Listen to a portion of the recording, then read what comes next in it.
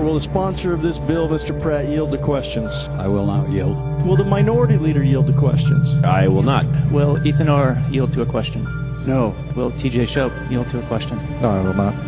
I will not yield. I will not yield.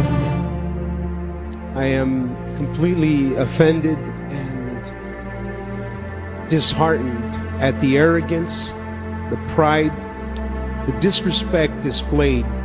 The greed on display is profound today. This governor who became famous for wagging her finger in the face of the president is now wagging her finger in the face of the people of this state. I congratulate the governor for a masterful performance. She has convinced 9 Republicans to join with Democrats, to vote for Obamacare, to vote for a tax increase, to betray their own caucus members. We stand here tonight fighting this bill because we don't believe in it. We're supposed to set an example. We're supposed to protect our people. We're sent here to do a job and get by all the rhetoric and the hype and work the bill. Hundreds of questions tonight. Not one person has answered.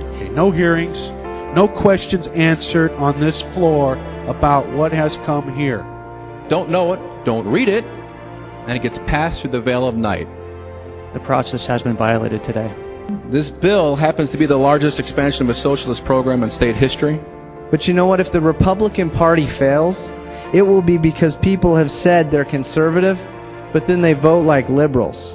The entitlement spending problem of our federal government is the problem of our generation.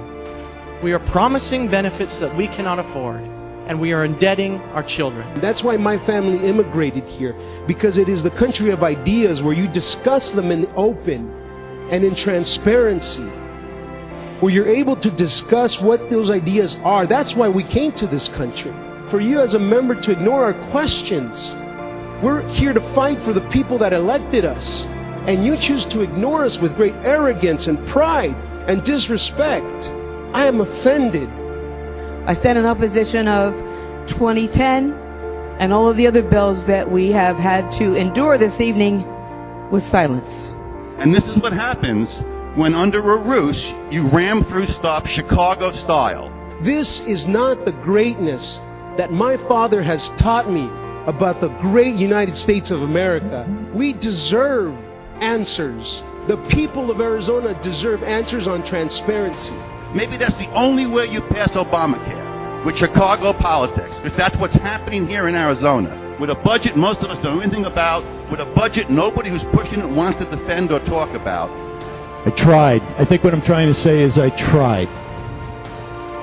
I was reasonable, trying to find a way. This will continue to dump those costs on the private sector. And with that, I oppose House Bill 2010. I hope that you reconsider what is happening in the state of Arizona today, and that we never see this dark, dark event ever again.